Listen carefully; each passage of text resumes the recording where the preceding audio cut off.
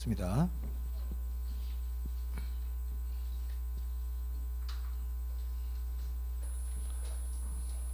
자, 이 절대지대설은 마르크스가 주장했어요. 마르크스. 이 마르크스는 신고전학파입니다.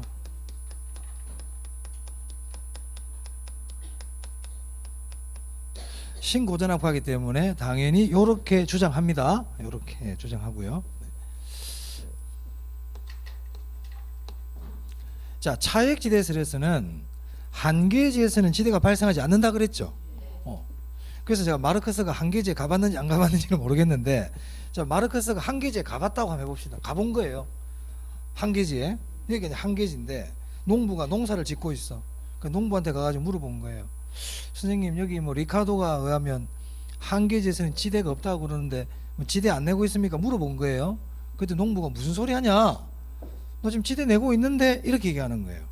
즉 마르크스가 보니까 한계지에서도 지대가 발생하더라는 거예요. 첫 번째, 한계지에서도 지대가 발생한다. 얘는 발생한다.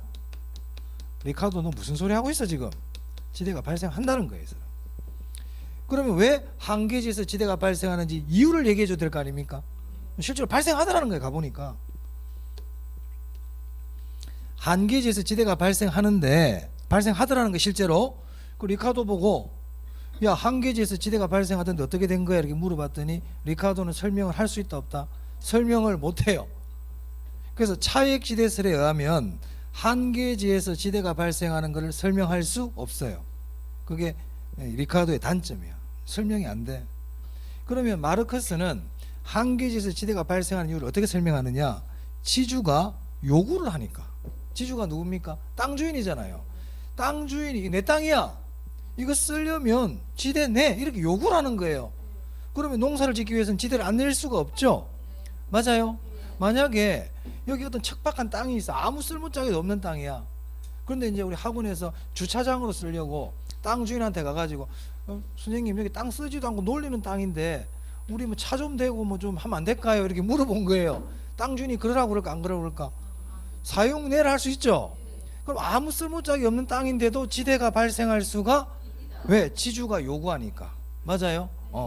그래서 한계지에서도 지대가 발생한다. 그 이유를 지주가 소유권을 주장하면서 지대를 요구하더라. 자, 이 말은 이런 뜻입니다.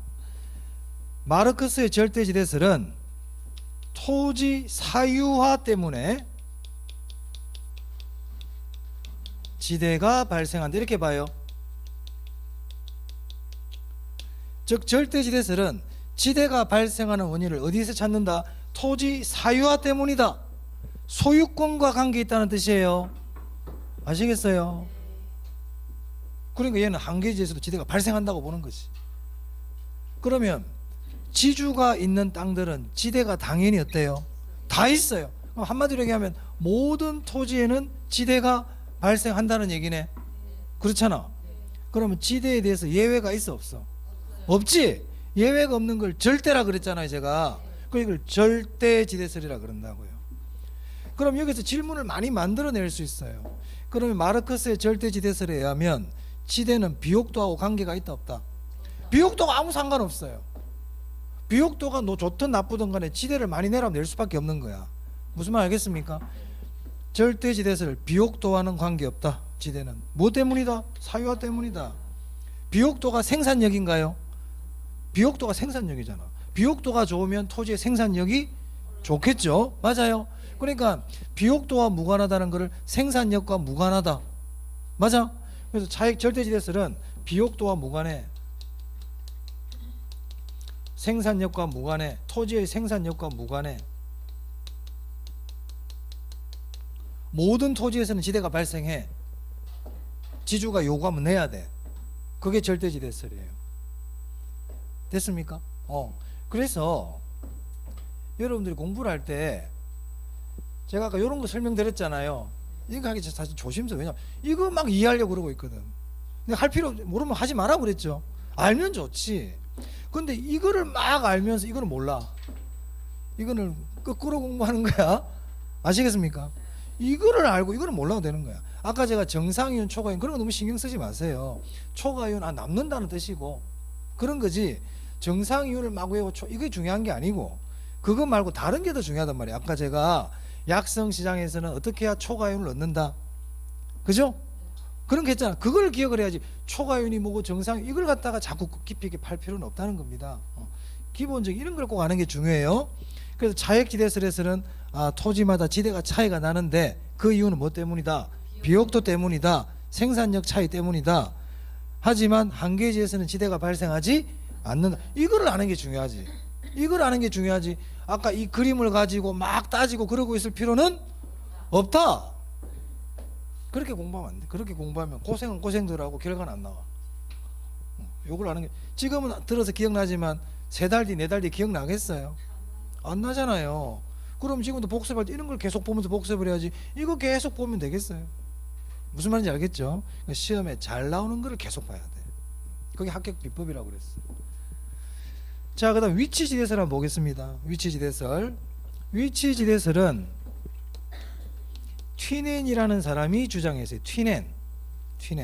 이 튀넨은 고전학파야. 고전학파.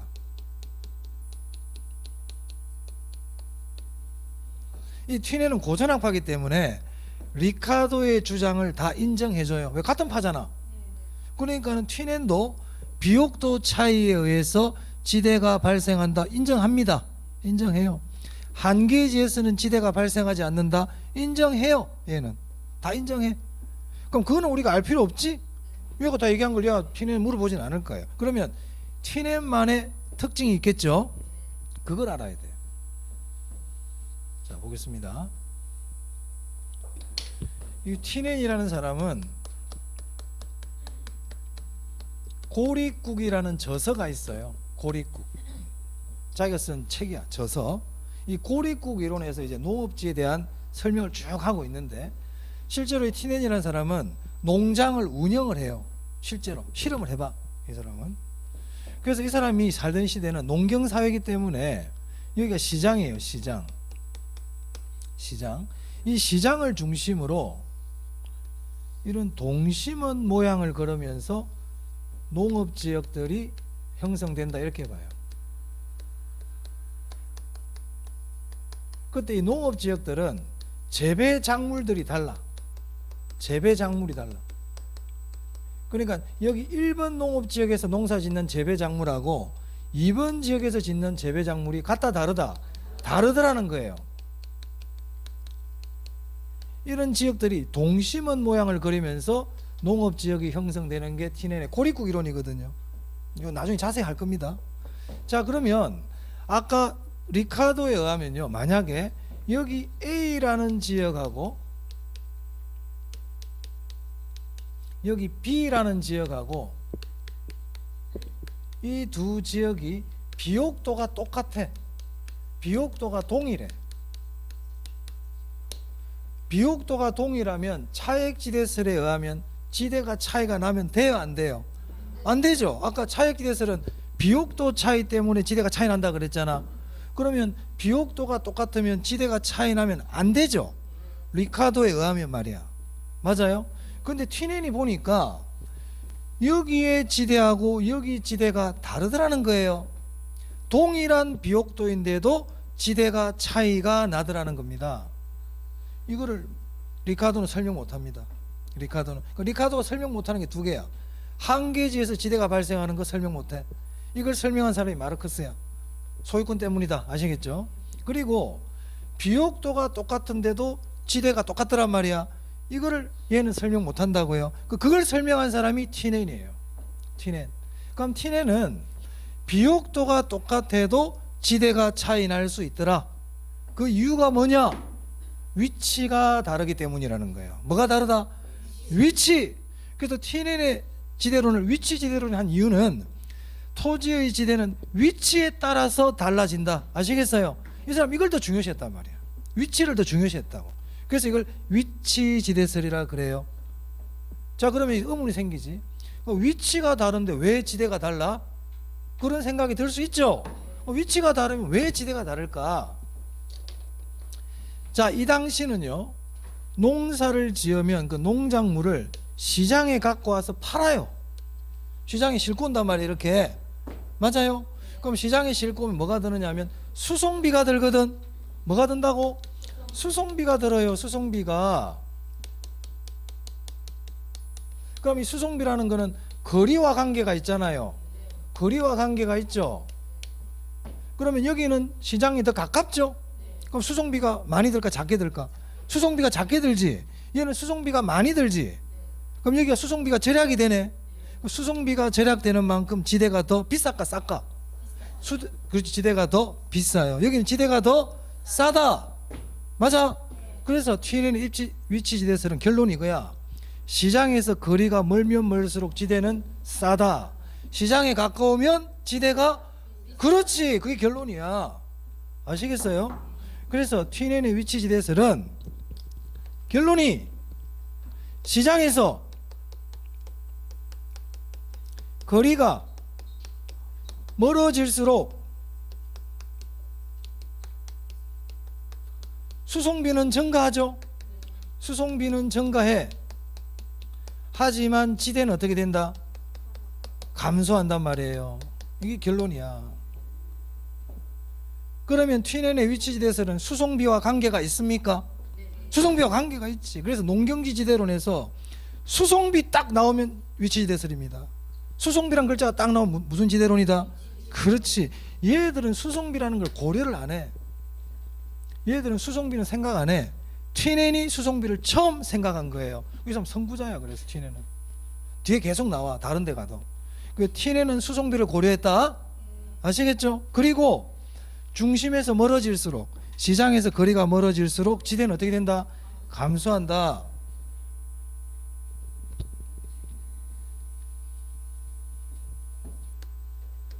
여기가 지대야.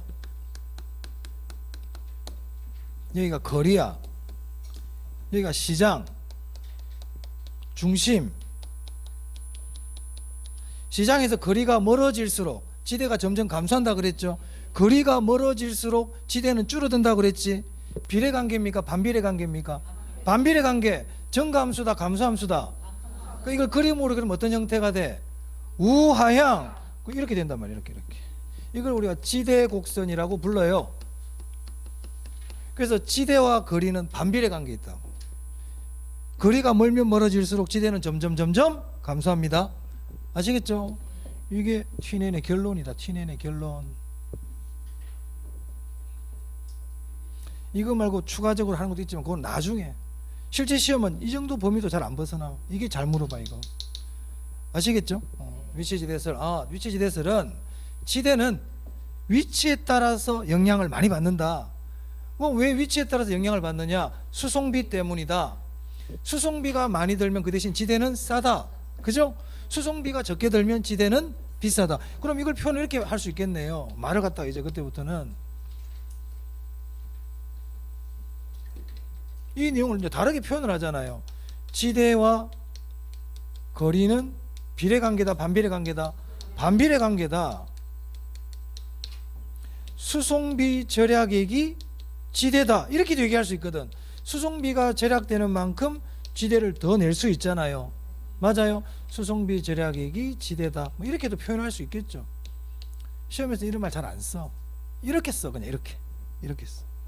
시험에서 이런 용어 잘 안 써요. 비례니 반비례 이런 말도 잘 안 씁니다. 비례가 뭔지를 모르는 사람도 있을 수 있잖아. 비례는 근데 커지면 같이 커진다 이렇게 표현하지, 비례다 이런 말 잘 안 써요. 참고로 제가 말씀을 드리는 거. 요 말을 기억해 둡니다. 자, 그래서 지대 이론 봤습니다. 자, 그 다음에 우리 교재 23페이지 밑에 보면 차액 지대설이 있고 절대 지대설이 있고 위치 지대설까지 봤죠? 거기 보니까 위치 지대설에 보니까 수송비란 말이 나오고 3번에 지대와 수송비는 무슨 관계에 있다? 지대와 거리도 반비례고 지대와 수송비도 무슨 관계입니까?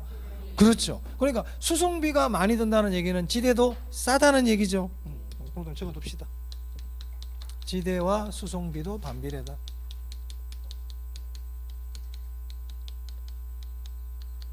수송비가 많이 들면 지대는 싸. 수송비가 많이 들면. 하지만 수송비가 적게 들면 지대는 어떻다? 비싸다 이 말입니다. 아시겠죠? 그리고 중심에 가까울수록 지대가 비싼데 그 이유는 수송비가 싸기 때문이다 이 말입니다. 중심에서 멀면 수송비가 많이 드니까 그 대신 지대는 싸다 이런 뜻이에요. 네, 오케이. 입찰지대설은 네, 자 해봅시다. 입찰지대설 사실은 뭐 지대로 나온 김에 해볼게요.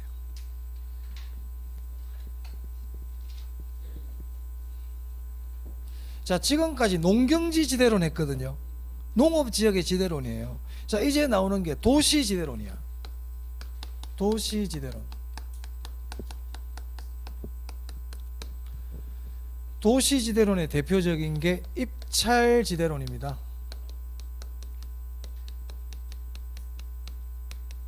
입찰지대론. 네.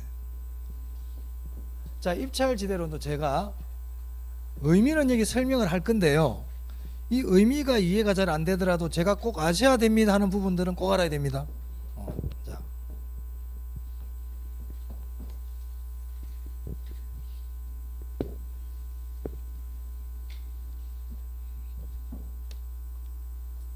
여기가 도시토지예요.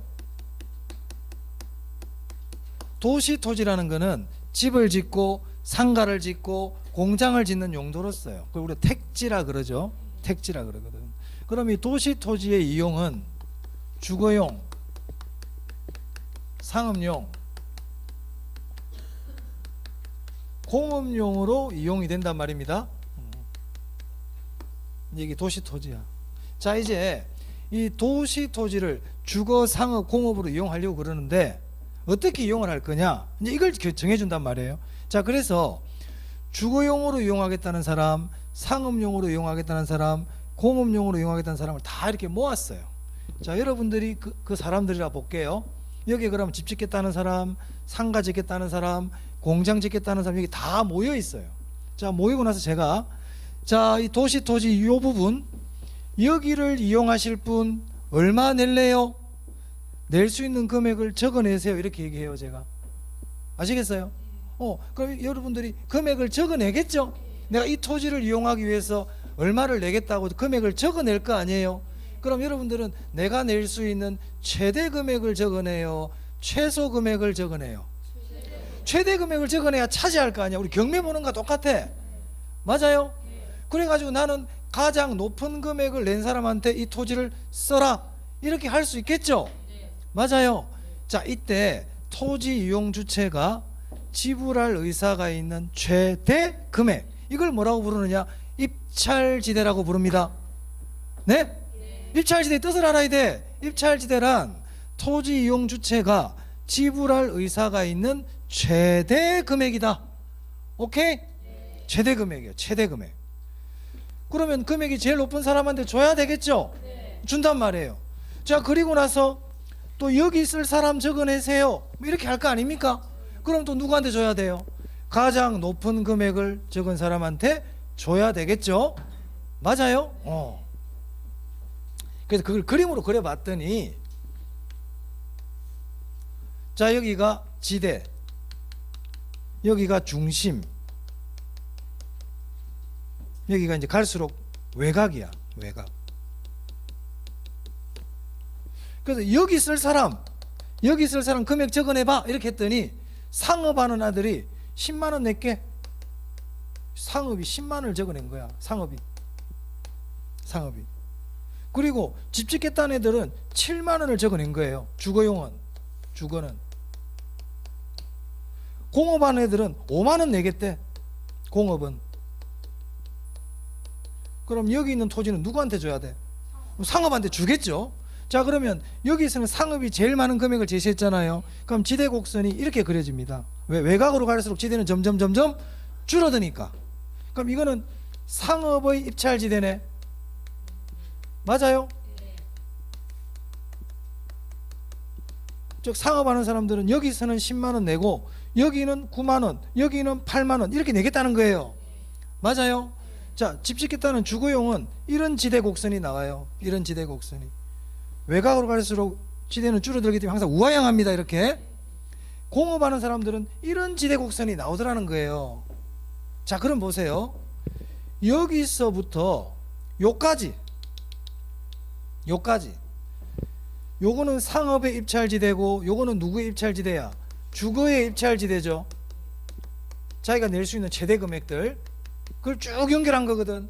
이거는 누구의 입찰지대입니까? 공업의 입찰지대잖아요. 맞아요? 지대곡선은 외곽으로 갈수록 이렇게 점점점 줄어드니까 다 우하향합니다. 지대곡선 다 우하향해. 자, 그러면 여기서부터 요까지는 누가 가장 높은 금액을 적어내고 있습니까? 상업이 가장 높은 금액을 적어내고 있죠. 그러면 도심 중심 여기서부터 요까지는 뭐로 이용이 될까요? 상업으로 이용이 되죠. 상업으로 이용이 된단 말이야. 근데 이 지역을 벗어나 버리니까 그때부터는 주거가 가장 높은 금액을 적어내고 있죠. 맞습니까? 이건 주거야, 주거. 그리고 요 지점까지는 그러니까 주거용으로 토지가 이용된다는 얘기죠. 그럼 여기를 벗어난 요 이후부터는 누가 가장 높은 금액을 제시해? 공업이 가장 높은 금액을 제시합니까? 여기가 상업, 여기가 주거, 여기가 공업이잖아요. 그러면 여기서부터 요까지는 누가 이용한다? 공업이 이용하더라. 자, 여기서 우리가 알 수 있는 게 뭐냐? 도심으로부터 외곽으로 갈수록 상주공의 순서로 토지 이용이 이루어진다는 거죠. 자, 그리고 지금 노란색으로 지은 거 있잖아. 이거 지금 빨간색으로 칠하고 있는 이거는 각 도시에서, 이 도시 토지에서 가장 높은 금액을 연결한 거잖아요. 이걸 도시의 입찰지대라 불러요.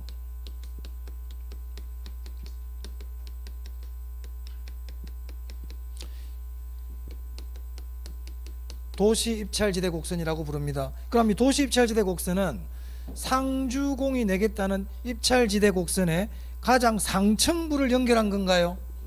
가장 바깥 부분을 연결한 거죠. 이렇게 연결하는 걸 우리가 포락선이라고 불러요. 포락선. 포락선이라는 거는 가장 외부를 쭉 연결한 걸 포락선이라고 불러요. 그럼 입찰지대 곡선은 포락선입니까? 포락선입니다. 복잡하다. 이제 좀 뭔가 복잡하지? 그럼 정리한다. 이제 정리. 신경 쓰지 마. 신경 쓸 필요 없어. 그냥 입찰지대 곡선의 의미를 알아. 입찰지대란 토지 이용 주체가 지불할 의사가 있는 최대 금액이에요. 아시겠죠? 최대 금액. 그리고 각 입지 주체가 지불할 의사가 있는 최대 금액을 다 연결한 걸 뭐라 부른다? 도시 전체의 입찰지대 곡선이라고 부릅니다. 맞아? 그리고 그 순서가 어떻게 되더라? 상, 주, 공으로 결정이 되더라. 그럼 제 말이 맞는지 한번 봐보세요. 제 말이 도시 토지는 가장 많은 지대를 지불할 의사가 있는 이용 주체에게 할당된다. 가장 많은 지대를 지불할 의사가 있는 주체에게 할당된다. 할당이 배분이에요. 맞아요. 그렇지. 그게 입찰지대의 내용이에요.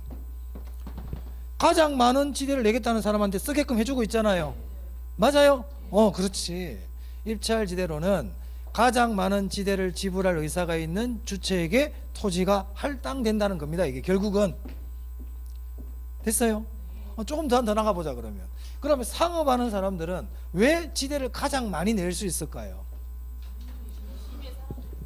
여기에서는 상업으로 이용할 때 주거공업보다 가장 많은 이익을 낼 수 있기 때문이죠. 자, 도심에서는 지대가 제일 비싼데 여기서 한 평을 가지고 엔젤리너스를 할 거냐? 요즘 엔젤리너스 잘 안 보이대. 뭐 여기 이름 뭐야? 투썸 플레이스를 할 거냐? 한 평 가지고 집을 지어 가지고 임대를 할 거냐? 공장을 지어 가지고 물건을 만들 거냐? 어떤 거 할 때 가장 큰 이익이 나요? 상업을 하는 게 가장 이익이 날 거 아니에요. 맞아요. 근데 여기를 벗어나면 이제부터는 상업은 큰 의미가 없다는 거야. 그럼 이때부터는 뭘 쓴다? 이제 집 짓기 시작한다는 겁니다. 집 짓기. 그래야만이 가장 큰 순영가를 낼 수 있거든. 그럼 이 말이 맞는지 보세요. 도시 토지는 가장 큰 순영가를 낼 수 있는 용도로 할당된다. 그렇지. 그렇게도 낸단 말이에요. 알겠습니까? 그래. 그 입찰지대 사실 다 내용 다야. 그래서 입찰지대는 입찰지대의 뜻, 토지용 주체가 지불할 의사가 있는 최대 금액이다. 최대 금액. 그리고 도시 토지는 가장 많은 지대를 지불할 의사가 있는 가장 큰 순영가를 낼 수 있는 용도로 할당된다. 이거예요.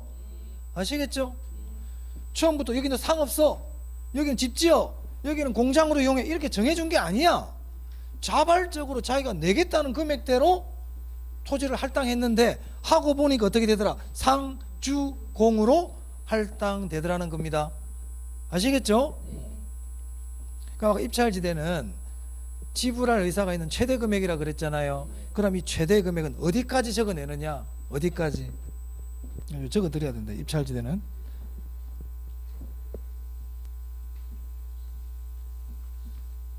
자, 입찰지대론. 입찰지대란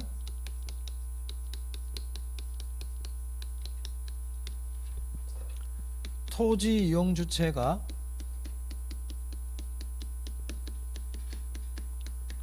지불할 의사가 있는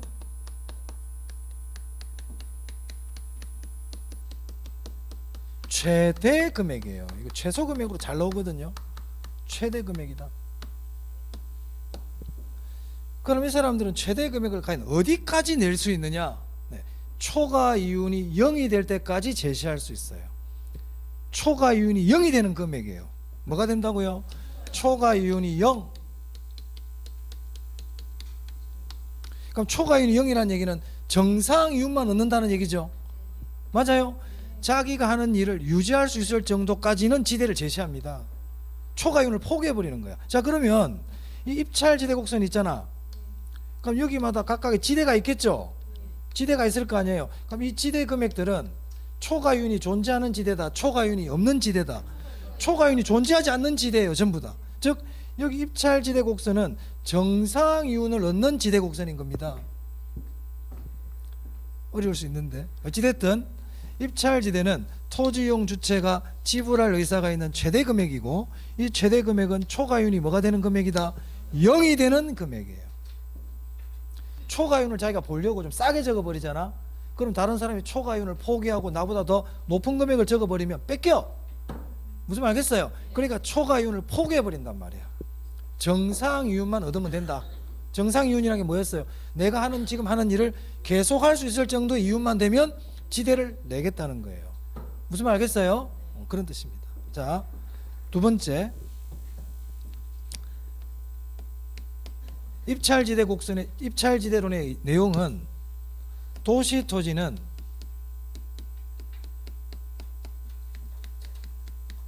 가장 많은 지대를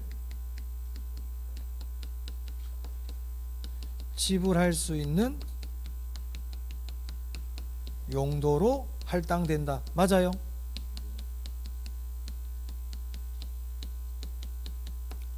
가장 많은 지대를 지불할 수 있는 용도라는 것은 순영가라는 건 순이익이라 생각하세요. 순영가가 가장 큰 용도로 할당된다, 이렇게 얘기할 수도 있습니다. 그리고 입찰지대론에 의하면 도심으로부터 토지 이용이 어떤 순서대로 된다? 상업, 주거, 공업으로 이렇게 할당되더라. 그래서 시험에서는 주로 이 두 가지를 잘 물어봅니다. 두 개를. 입찰지대의 뜻과 입찰지대론에 의하면 도시 토지는 어떻게 할당되느냐? 가장 많은 지대를 지불할 수 있는 용도로 할당된다. 여러분 전에 왜 최유효 이용이라는 걸 좀 들어보셨죠? 최고 최선의 이용. 그러면 입찰지대로는 최유효 이용과 관계가 있을까요? 최유효 이용은 결국 이런 거잖아요. 가장 많은 이익을 낼 수 있는 용도로 토지를 줘라, 이런 얘기 아닙니까? 토지는 한정되어 있는데 막 쓰지 말고 가장 많은 이익을 내서 가장 많은 지대를 낼 수 있는 애한테 그 토지를 줘라, 이런 내용이잖아요. 맞아요? 그러면 입찰지대로는 최유효 이용과도 관계가 있을까요? 관계가 있어요. 관계가 있다고요. 그게 입찰지대론이다. 자, 그래서 우리 표 보세요. 23페이지에 입찰지대설 그 밑에 보니까 지대 지불 능력이 최대, 초과이윤이 뭐라고 돼 있어요? 0이라고 돼 있죠? 그런 뜻이 나와 있네요. 참고로 보시면 되겠고, 일단 기본 개념을 아시면 되겠습니다. 입찰지대가 뭔지 한번 넘겨볼게요. 자, 넘겨보시면 도시 내부 구조론이 나오는데 요거는 다음에 하겠습니다. 지금 안 합니다. 요거는 시험에는 잘 나오는데 단순 암기이기 때문에 나중에 1월 달에 하도록 하고요. 자, 오늘은 27페이지 한번 펴보세요. 부동산 정책론이네요. 요 앞부분 조금 설명드리고 마치겠습니다.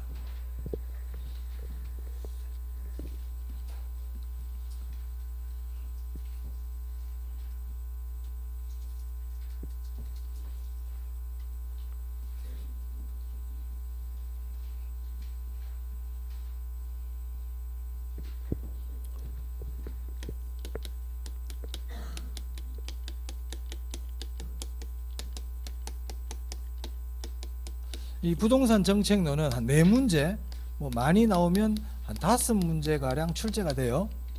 4문제 5문제. 제가 우리 개론 처음 하는 날 경제 주체 말씀드릴 때 공적 주체가 있고 사적 주체가 있다고 그랬죠. 네, 맞아요. 경제 주체는 그게 공적 주체와 사적 주체가 있어. 공적 주체를 제가 공공이라고 그랬죠. 대표적인 게 정부거든. 정부, 지자체, 정부, 그죠? 사적 주체를 제가 민간이라 그랬잖아요. 그리고 시장이라 그래도 된다 그랬습니까? 시장이라 그래도 되거든요. 시장이라 그래도 돼. 그러면 이 시장이라는 곳은 이 시장이 하는 가장 중요한 일이 뭐냐면 자원 배분이에요. 이 자원 배분은 시장의 가장 본질적인 기능이라고요. 시장은 자원을 배분하는 곳이야. 그래서 우리가 순수한 자본주의 시대에는 자원 배분은 시장에다 맡겨놨어요. 이렇게 너희가 알아서 해. 그럼 국가는 뭐 하는데? 나라를 지켜주고 치안, 그 야경 국가라 그러잖아요. 자원에 대한 일은 시장 너가 알아서 하고, 국가는 외부로부터 오는 적들을 막아주고 도덕을 잡아주는 일만 한 게 원래 순수 자본주의 국가 시대란 말이에요. 그래가지고 시장에다 맡겨놨더니 시장이 자원 배분을 잘 못하는 거야. 자원 배분을 여기다가 3개를 줘야 되는데 4개 주고, 여기에는 2개를 줘야 되는데 1개밖에 안 주고, 자원 배분을 잘 못하는 거예요. 무슨 말 알겠어요? 그럼 시장이 제 기능을 발휘한다, 발휘하지 못한다? 발휘하지 못해. 이거를 시장 실패라 그래요. 시장이 자원 배분, 시장의 본연의 일을 잘 못한다. 이걸 뭐라고 부른다? 시장 실패라고 부릅니다. 자, 그러면 정부가 어떻게 해야 됩니까? 야, 너 지금 뭐 하는 거야 지금? 맡겨놨더니 똑바로 안 해? 그럼 말을 안 들으니까 어떻게 돼요? 정부가 개입을 해야 되겠죠. 이렇게 정부가 시장에 개입하는 거를 정책이라 불러요. 즉 정책이라는 거는 정부가 시장에 개입하는 것을 얘기합니다. 그럼 첫 번째, 정부가 나중에 필기해 드릴 거예요. 정부가 시장에 개입하는 이유 첫 번째는 뭐냐면 자원 배분이 제대로 안 되더라. 즉 시장이 실패하고 있더라 이 말입니다. 시장이 실패하고 있더라. 그러니까 정부가 개입을 해요. 또 시장이 제 기능을 발휘를 하더라도 소득 문제는 해결이 안 되거든요. 시장은 소득을 재분배하는 기능은 없어요. 자원이 아무리 잘 배분이 되더라도 부자가 있고 가난한 사람은 반드시 생기더라는 겁니다. 시장이 아무리 제 기능을 발휘해도. 아시겠어요? 그러면 정부 입장에서는 저소득층도, 형평성이야 이게, 저소득층을 돌봐줘야 될 거 아니에요. 그래서 정부가 또 시장에 개입하는 경우가 있더라. 그럼 정부가 시장에 개입하는 이유는 2개네. 2개. 첫 번째는 시장 실패를 수정하려고, 2번째는 저소득층을 위하여, 이걸 사회적 목표 달성을 위하여 이렇게 얘기합니다. 아시겠어요? 그럼 정책이 뭐라고요? 정부가 시장에 개입하는 거다. 그러면 우리가 알아야 되는 거는, 그럼 정부는 왜 시장에 개입하는데? 정부의 시장 개입 이유예요. 정부의 시장 개입, 이건 알아야 되거든요. 정부가 왜 시장에 개입하느냐. 첫 번째 이유가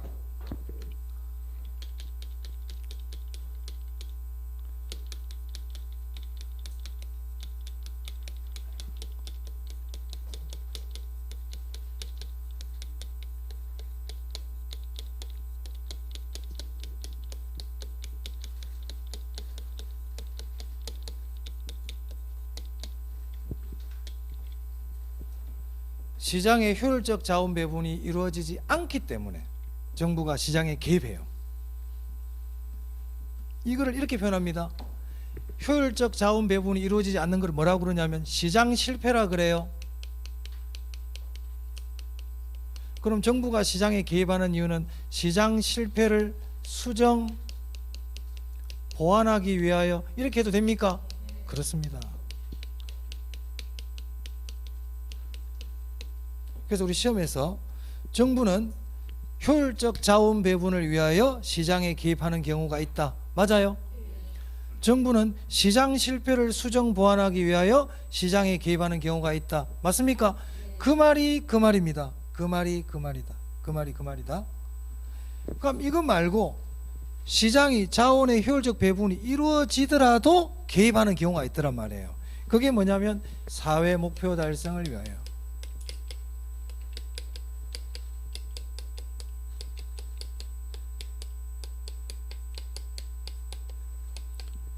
이거는 저소득층 배려라고 생각하시면 됩니다.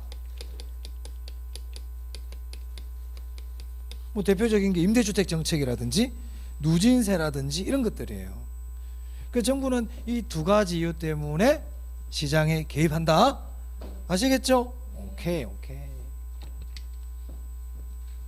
그래서 이거를 뭐 책에 따라서는 이걸 경제적 기능, 이거를 뭐 정치적 기능 이렇게도 얘기해요. 네? 그럼 나중에 알아도 돼. 우리 시험에서는 그런 말 잘 안 써. 경제적 기능이라면 경제적 기능이 뭔데? 모르겠다. 하지만 이렇게 물어본다고요. 효율적 자원 배분을 위하여 이렇게 얘기하지. 경제적 기능이니 정치적 기능 이런 말은 잘 안 씁니다. 잘 안 씁니다. 그거는 나중에 또 제가 말씀드리면 되고 이 두 가지 이유 때문이다. 자, 두 번째. 그럼 시장은 왜 실패하느냐? 시장 실패 원인을 알아야 돼요. 시장은 왜 실패할까? 그럼 시장 실패가 뭔데? 자원의 효율적 배분이 안 되는 거예요. 그럼 속으로 여러분들 자원의 효율적 배분이란 게 뭐야 그러면? 그런 생각이 들 수 있잖아요. 그런 생각이 들 수 있지. 자, 집을 짓습니다. 집을 짓는데 사람이 100명이 있어요. 100명. 그럼 이 100명을 가지고 집을 지어야 돼. 그러면은 시멘트 바르는 사람도 있어야 되고 모래 싣고 오는 사람도 있어야 되고 벽돌 쌓는 사람도 있어야 되고 사람들이 여러 용도로 써야 될 거 아니에요. 그죠? 그러면 집을 가장 빠른 시간 내에 가장 좋은 집을 짓기 위해서는 각각의 부분마다 적절한 인원이 배치가 돼야 되겠죠. 왜냐하면 100명이라는 한정된 자원을 가지고 써야 될 거 아닙니까? 맞아요? 그러면은 만약에 벽돌 쌓는 데는 10명이 가야 되고 여기에는 몇 명, 이게 딱 적절하게 배치가 돼야 되는데 벽돌 쌓는데 50명 보내버리고 여기에는 10명 가고 과소 과대 배분이 일어나더란 말이에요. 그런 거는 효율적인 배분이 아니다. 그래서 효율적 자원 배분이라는 거는 한정된 자원으로 가장 좋은 결과가 얻을 수 있도록 자원이 배분되는 걸 뭐라 부른다? 효율적 자원 배분. 효율성이네 결국. 효율성이야 효율성. 그래서 효율성을 제가 시장 원리라고 그랬잖아요. 경제 원리라 그러고. 맞습니까? 그게 자원의 효율적 배분이야. 한정된 자원으로 가장 좋은 결과가 날 수 있도록 배분되는 것을 자원의 효율적 배분이라고 부릅니다. 그러면 만약에 과소니 과대니 이런 말이 나오면 효율적 배분이 되고 있다는 겁니까? 안 되고 있다는 겁니까? 안 되고 있다는 얘기지 이거는. 맞아요? 효율적 배분이 안 되고 있다는 거는 그게 시장 실패인가요? 시장 실패란 뜻입니다. 앞으로 과소 과대 얘기가 나오면 이게 시장 실패구나. 자원이 효율적으로 배분되지 않고 있구나. 이런 뜻이에요. 자, 그럼 시장 실패 원인 한번 볼게요. 여기까지만 보고 마치겠습니다. 자, 시장 실패 원인의 첫 번째가 뭐냐면 불완전 경쟁이에요.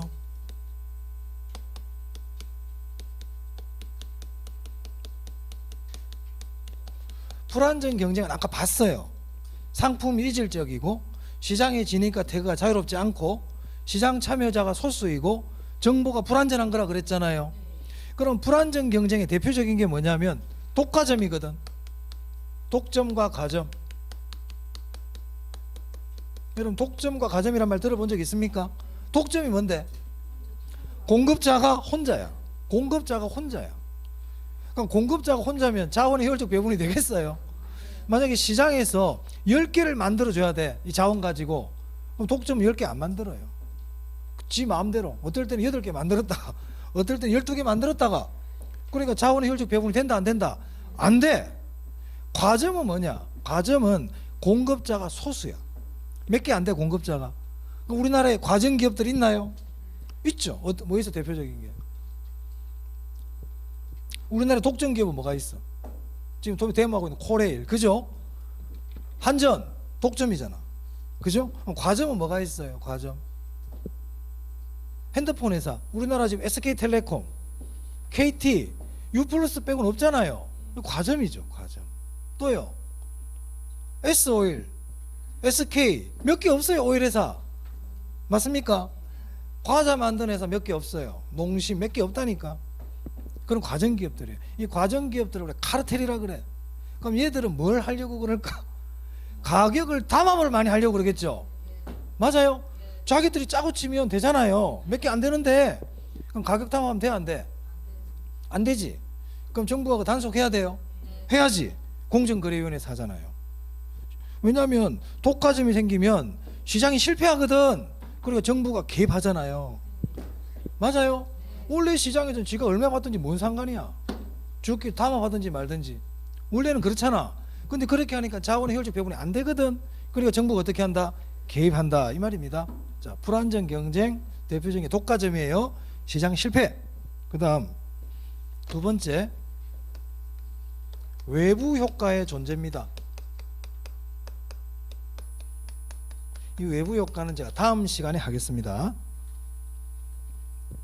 세 번째, 공공재예요. 공공재.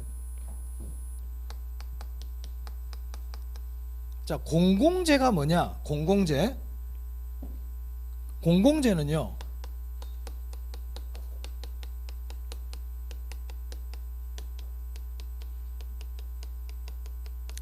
비경합성, 비배제성의 특성을 갖고 있는 재화를 공공재라고 불러요. 공공재는 비경합성, 비배제성의 특성을 갖고 있다. 경합성 그러면 안 됩니다. 그럼 비경합성이 뭔지 설명드립니다. 우리 시험에서 비경합성이 뭡니까? 이런 거 안 물어봐요. 공부할 때 도움이 되라고 제가 말씀드리는 거예요. 경합이 뭐예요? 다투는 게 경합이죠. 자, 파리바게뜨에 단팥빵이 있어요. 단팥빵을 좋아해 사람들이. 그러면 단팥빵 10개밖에 없다는 거야. 그러면 그 단팥빵 먹으려면 어떻게 해야 돼? 서로 싸우고 난리 나겠지. 밀치고 가야 되죠. 이게 경합이야, 경합. 근데 비경합은 싸울 필요가 없다. 늦게 가도 빵 충분하다, 이 얘기잖아요. 맞아요. 그래서 비경합성은 한 사람의 소비가 다른 사람 소비에 영향을 안 주는 거예요. 쉽게 얘기하면 같이 쓸 수 있다. 무슨 말 하겠습니까? 같이 쓸 수 있다. 늦게 가도 충분하다. 있다, 내가 살게. 그게 비경합성이라고. 그럼 비배제성은 뭘까요? 돈을 안 내도 쓸 수 있다는 거예요. 무임승차입니다. 무임승차.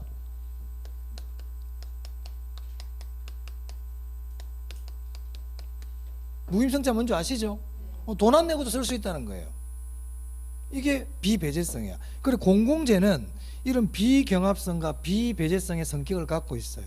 그 결국은 공공재는 보니까 야, 같이 쓰자 뭐 이런 거네. 맞습니까?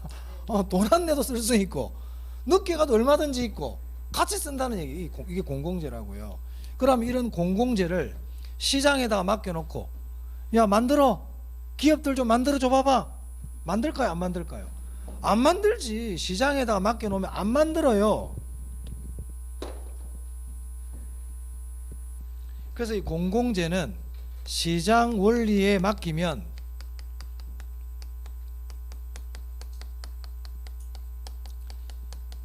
시장에서 필요한 양만큼 충분히 생산한다, 충분히 생산하지 않는다. 충분히 생산하지 않아요. 그걸 과소생산이라 그래요. 그럼 과소란 말 나왔네? 그럼 뭐야? 시장 실패지.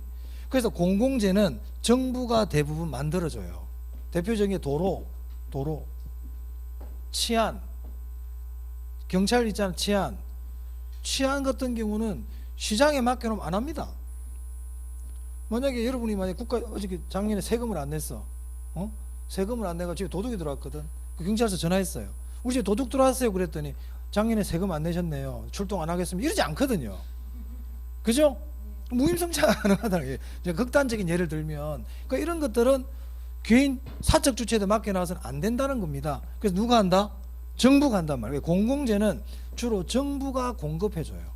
그래서 우리가 공공재를 얘기할 때 정부가 공급하는 재와 이런 의미도 있다는 거예요. 그게 공공재가. 자, 그 다음에 네 번째, 정보의 비대칭이에요. 정보의 비대칭. 아까 정보의 비대칭 아까 잠시 나왔거든요. 정보의 비대칭은 내가 알고 있는 건 저 사람이 모르고 저 사람이 아는 건 내가 모르고, 이게 비대칭이에요. 대표적인 게 뭐가 있냐면 도덕적 해이와 역선택이야.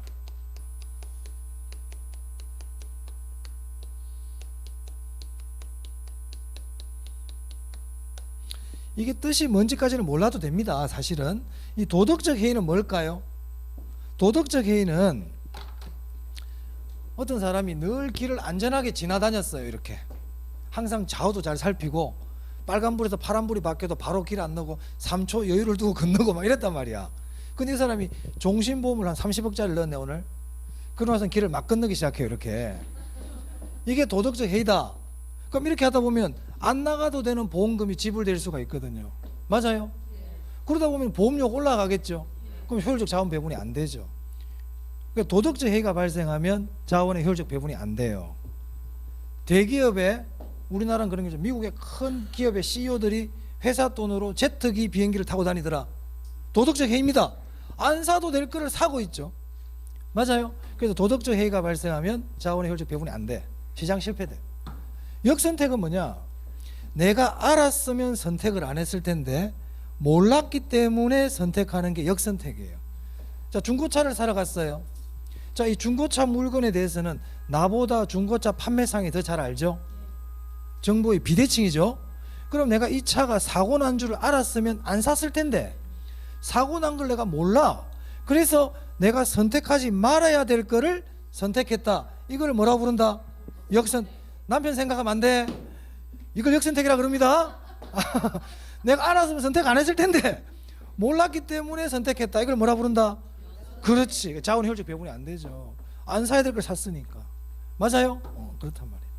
그러니까 이런 게 생기면 시장이 실패해요. 그 다음 하나만 더. 규모의 경제입니다. 규모의 경제. 이 규모의 경제는요, 앞으로 좀 많이 나오는 용어거든요. 그래서 제가 잠시 설명드립니다. 규모의 경제. 요거는 말 나온 김에 좀 시간이 좀 금방 끝날, 조금만 참으세요.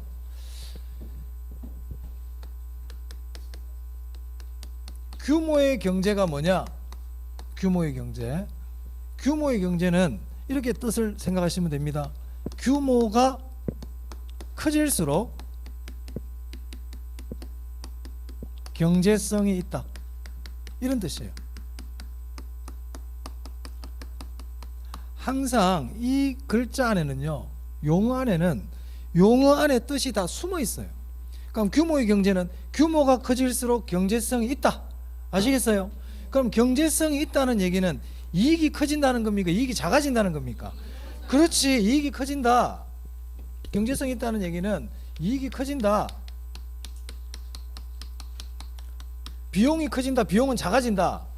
비용은 감소한다. 이런 뜻이거든. 이게 규모의 경제예요.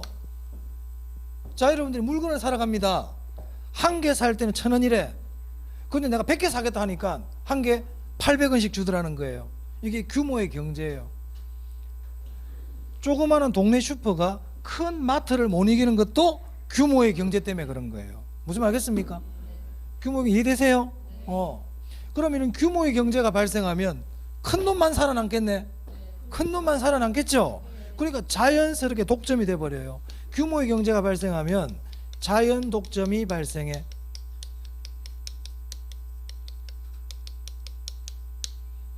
규모의 경제란 규모가 커지면 커질수록 비용이 줄어드는 걸 얘기합니다.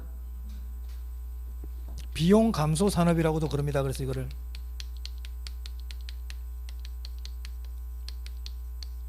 규모의 경제가 비용 감소 산업이야. 그래서 규모의 경제가 발생하면 자연 독점이 발생되고 그러면 시장이 어떻게 될까요? 실패해 버리죠. 혼자만 살아남으니까 시장 실패해 버려요. 자, 그럼 여기 나와 있는 요 5개가 시장 실패 원인입니까? 시장 실패 원인이에요. 그러면 이렇게 시장이 실패하면 정부가 개입합니까? 시장이 실패하면 정부가 개입하잖아요. 그럼 결국 이거는 시장 실패 원인이기도 하지만 정부의 시장 개입 원인이라 그래도 됩니까? 그렇습니다.